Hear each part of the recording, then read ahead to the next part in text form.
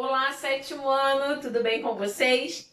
Hoje, dia 2 de junho de 2020, é a nossa quinta aula do segundo bimestre.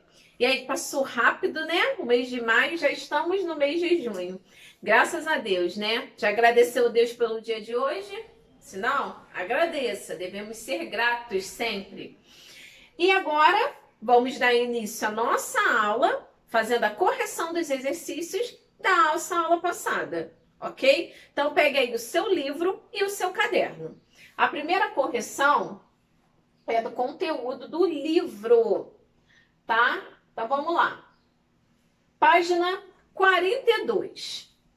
Sobre o tema penso. A técnica da gravura consiste em... Nós falamos, né, sobre a gravura, diferentes técnicas. Agora vamos ver o conceito de gravura. Muitas pessoas costumam confundir imagens e ilustrações com gravuras. A gravura é uma forma de produzir imagens e repeti-la várias vezes, ok? Então, esse é o conceito de gravura. Na mesma página, número 1. Você já utilizou a técnica de gravura em algum momento? Sim ou não? Anota aí, hein? Eu já utilizei, né? Eu usei a estilogravura, que foi na faculdade, numa aula prática da faculdade. Foi bem interessante. Número 2. O que você acha que o termo gravura representa na arte? Vamos lá, já falamos da parte, né, do conceito. Agora vamos falar o termo gravura relacionado à arte. A gravura é algo que expressa uma cena do cotidiano e pode ser reproduzida por meio de diferentes materiais. Ao apreciarmos uma gravura, é importante destacarmos os elementos utilizados para a construção da sua confecção.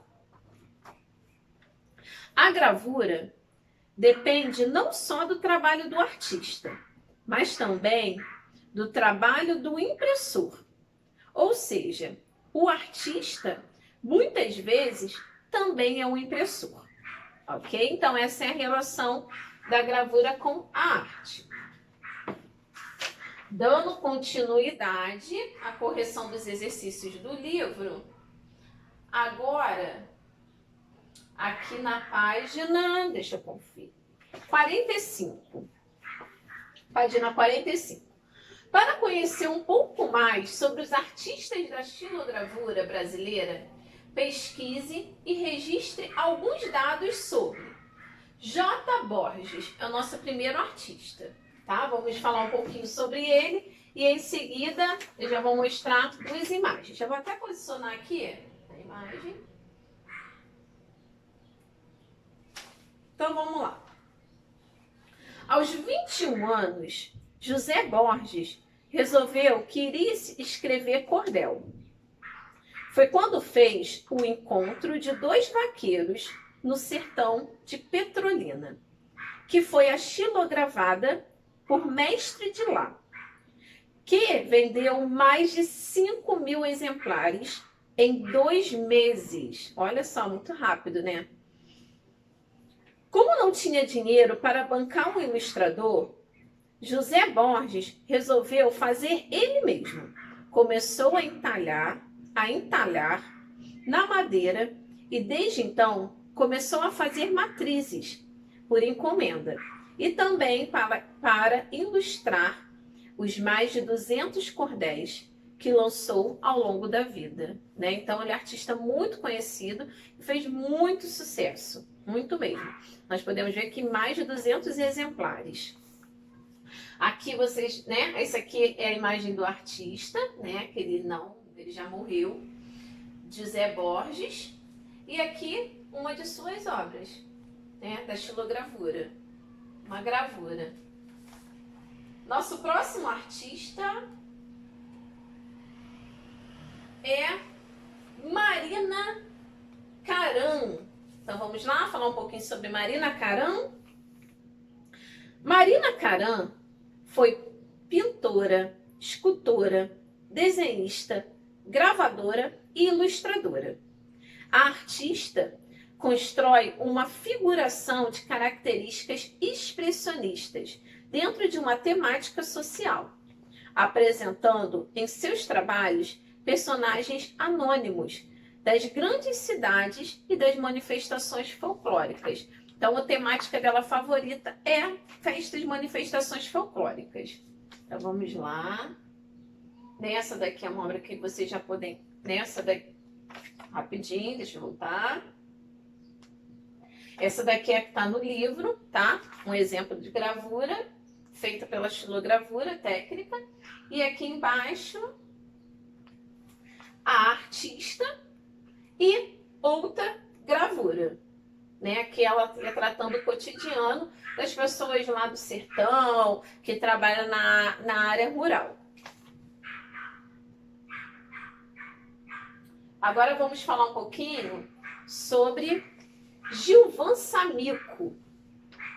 Gilvan Samico, na adolescência, depois de 2 empregos frustrados, o pai percebeu a aptidão do filho para a ilustração e o levou a um professor, pintor e arquiteto, Eilo Feijão. Atualmente é conhecido por suas estilogravuras, inspiradas na temática e estilo da gravura popular do Nordeste do Brasil. Então, mais um que se inspira na cultura nordestina do Brasil. Então, aqui embaixo, né, essa daqui é que está no livro, a obra dele, a gravura. E aqui vamos conhecer o artista e mais uma gravura, feita com a técnica de estilogravura. E o nosso último artista,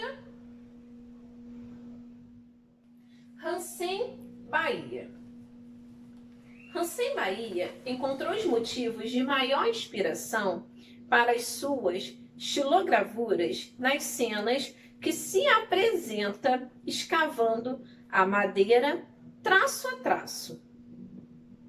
Guardam uma brutalidade própria, expressiva, forte, sincera e, por vezes, mesmo irônica, características que fazem com que nas estilogravuras de Hansen Bahia tenha uma temática que fale sobre o respeito ao outro.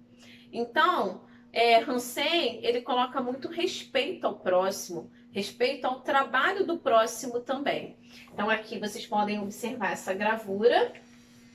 E aqui embaixo, mais 2 imagens. A do artista, né? Que ele fazendo a técnica. E essa segunda aqui que fala da temática do nordestino. Né? E ele fala muito sobre o respeito e a valorização.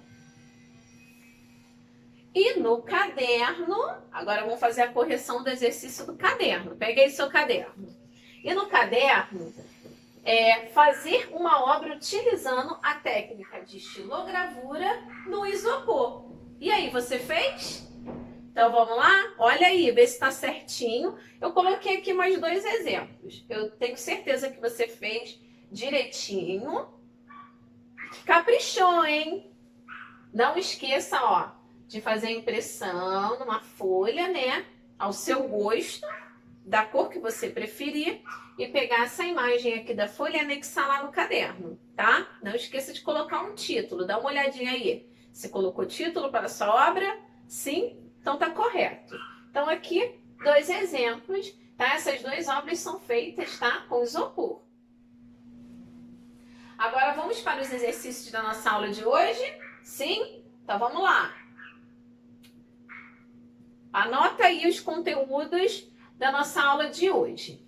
Literatura de cordel, vamos falar mais um pouquinho sobre a literatura de cordel, sobre a estilogravura e cordel. Esses conteúdos estão no livro da página 47 até a página 52. Então, abre aí na página 47. Nós vamos ler 2 textos que falam sobre a literatura de cordel. Texto 1. No Nordeste, a xilogravura é muito utilizada para ilustrar pequenos folhetos conhecidos como literatura de cordel. São poesias populares que retratam a vida do povo, histórias contadas sobre vários momentos e diferentes personagens da nossa história. Os folhetos são impressos e recebem o nome de cordel, por serem originalmente vendidos nas feiras presos em cordões. No Brasil, o cordel surgiu por volta do século XIX, pela influência dos portugueses, e ganhou popularidade no sertão do Nordeste, onde os violeiros cantavam as histórias do povo em versos improvisados. Então vocês vão ver que vai além lá dos folhetos, né? Eles pegam aqueles folhetos e fazem uma propaganda bem legal, bem interessante, porque eles começam a pega lá a sua viola, eles pegam ou até mesmo o violão e começam a cantar, né, os seus cordéis para poder o quê? Incentivar as pessoas a comprarem, né? Então vocês podem ver que a literatura de cordel também é conhecida como folhetos, não esqueçam isso. E o cordel, ok? No Brasil, o cordel. Então vocês vão ver essas três expressões diferentes, mas que têm o mesmo significado. Agora, o segundo texto, ele fala muito sobre a valorização, tá? Tá aqui embaixo.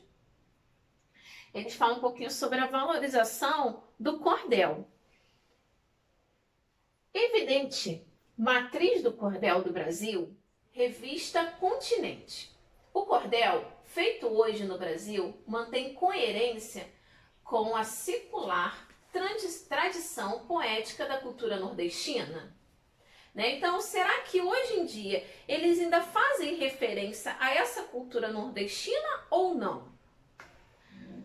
Há largas, Arnaldo Saraiva, há largas décadas que deixou de se produzir na Europa o típico folheto de cordel, por razões que se prendem à escolarização geral e à popularização da imprensa, do rádio e da televisão, que no Brasil continue a produzir tantos folhetos que tenha ainda um numeroso público, e que não exista só no Nordeste, e que não haja só popular, que haja interessados nesses folhetos. Que à custa dos folhetos viva a poderosa indústria brasileira nas fronteiras. Então, esse segundo texto, eu vou resumir um pouquinho para vocês, eles falam muito da valorização, né, do Brasil estar fazendo que o público não seja apenas, né, o público popular ou nordestino, mas que as outras regiões, né, do nosso enorme Brasil venha valorizar também a cultura de cordel. Né? Para vocês que ainda não conhecem, que quer ter essa experiência de estar vendo, né, um folheto, pegando ele lá na mão e até mesmo comprando, né, um folheto, assim que passar esse momento de quarentena, né, da pandemia, eu aconselho vocês, né, novamente, eu vou sugerir esse passeio cultural em família, que é na Feira de São Cristóvão, conhecido como a Feira dos Paraíbas, aqui no Rio de Janeiro, que fica em São Cristóvão. Então lá vocês vão conseguir visualizar, vocês vão conseguir até ver, na última vez que eu fui, né, tinha lá um dos seus autores, né, lá pegando o violão, cantando mesmo, né? Então é bem divertido e bem interessante. Então vocês vão conseguir ver ali a técnica da estilogravura, vão poder ver um pouquinho, né, as temáticas, né, que eles usam, não só do nordestino. Então eles falam muito disso, o texto 2, sobre a valorização, né, de continuar fazendo, das pessoas verem a literatura de cordel não uma coisa popular e boba, não. Valorizarem mesmo. Agora, vamos ver um pouquinho sobre alguns exemplos, né, de cordel. Mas eu quero ler só esse finalzinho aqui do texto número 2, que é bem interessante, que diz assim: é possível que o folheto de cordel brasileiro tenha também, ele, os dias contados, mas é possível mas é impossível que a tradição que ele prolongou ou prolonga, revigora e transforma, não tenha grandes repercussões na cultura brasileira e na cultura da língua portuguesa no futuro. Então eles falam muito disso, né, da valorização, porque aos poucos essa cultura está o quê? Sumindo. Então o texto 2 fala dessa valorização, mas também de uma grande preocupação de não existir mais, né, dos dias estarem contados da literatura de cordel, que é uma pena, gente, né, se isso realmente acontecer.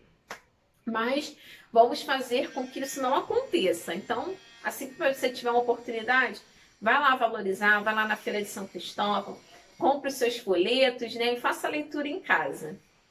Agora vamos ver um pouquinho sobre alguns cordéis. O entrevistado se refere a alguns célebres personagens da literatura de cordel. Conheça-os um pouco mais, a partir de algumas histórias das quais fazem parte. Então nós vamos ver dois exemplos aqui, com dois personagens diferentes. Vocês vão ver que é bem legal, porque eles usam a poesia, né, no cordel, mas também às vezes assim mistura um pouco, né, de surrealismo com realismo. Então é bem interessante. Então nosso primeiro cordel é esse. Então vamos fazer a leitura juntos. João Grilo foi um cristão que nasceu antes do dia. Criou-se sem formosura, mas tinha sabedoria.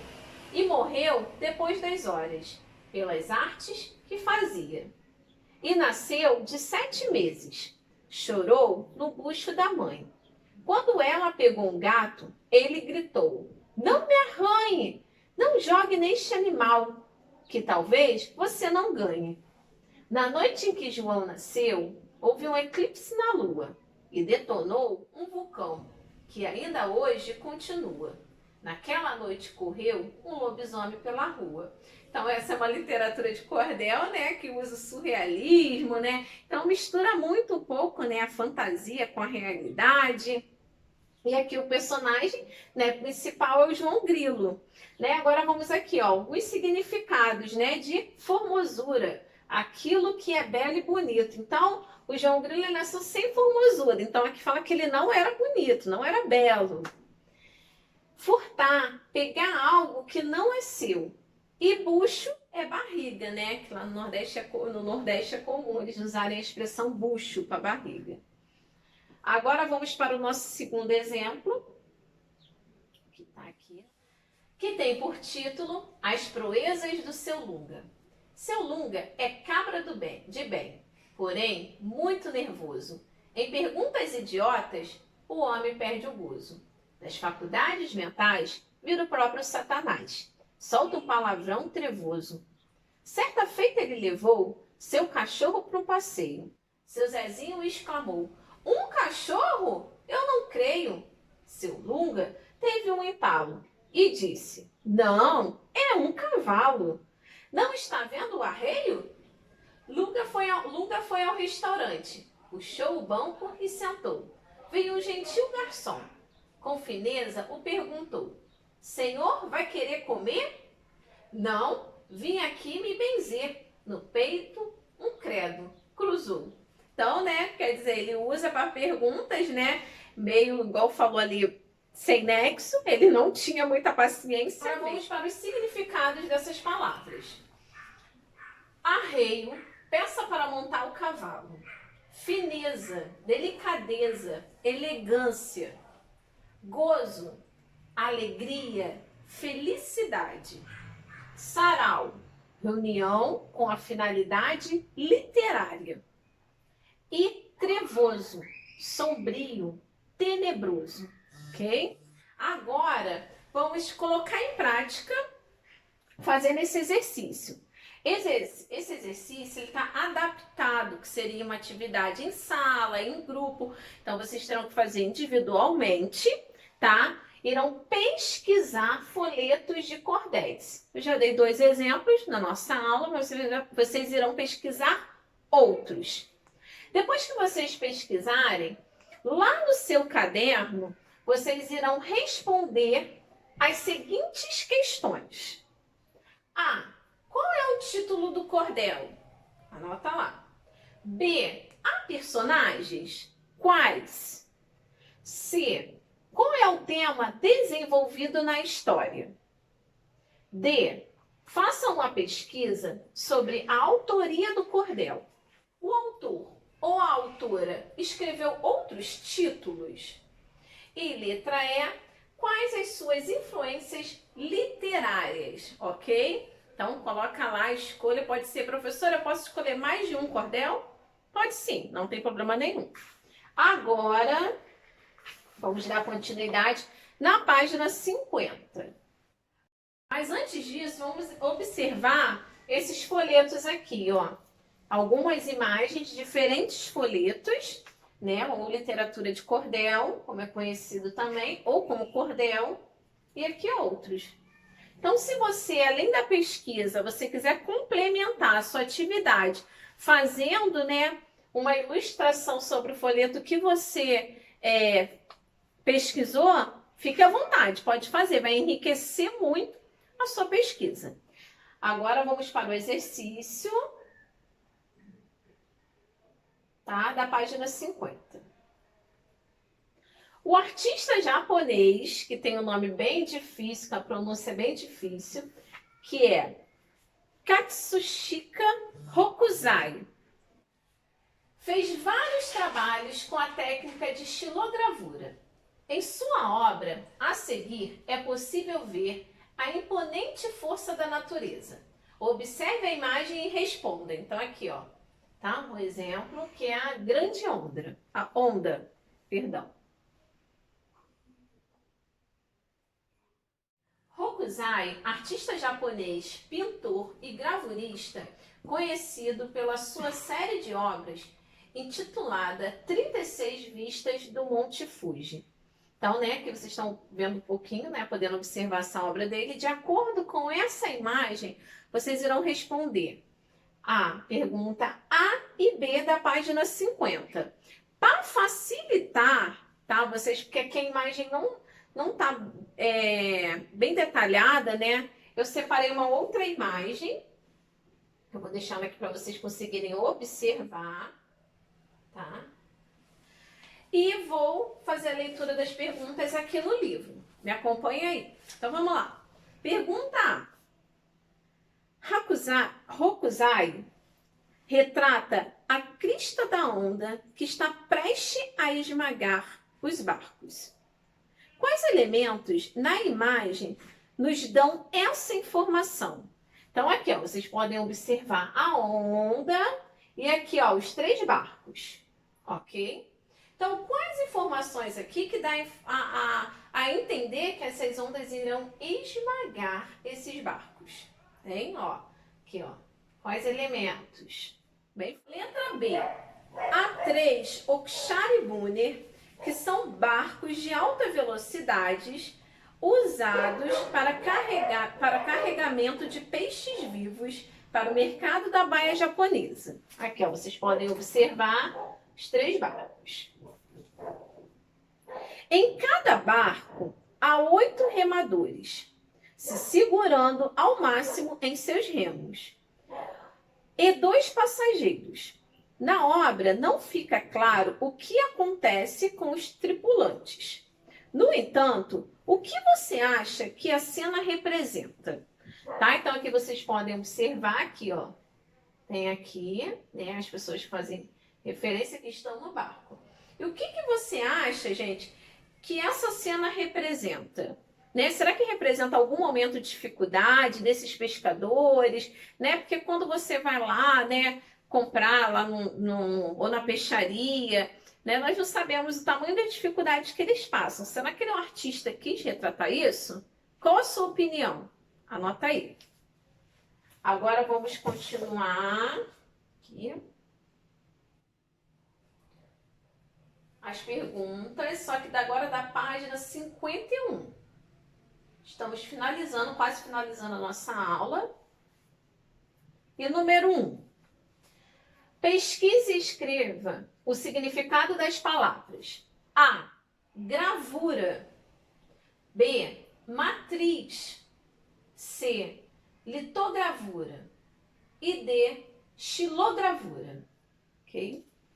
E por hoje é só, tá? Não esqueça de fazer todos os exercícios, né? Caprichar aí com a sua letra, na hora de responder com bastante atenção, né? Acesse esse vídeo quantas vezes for necessário e qualquer dúvida estou à disposição de vocês pelo portal, ok? Fiquem com Deus, que vocês tenham uma semana abençoada. Tchau, tchau!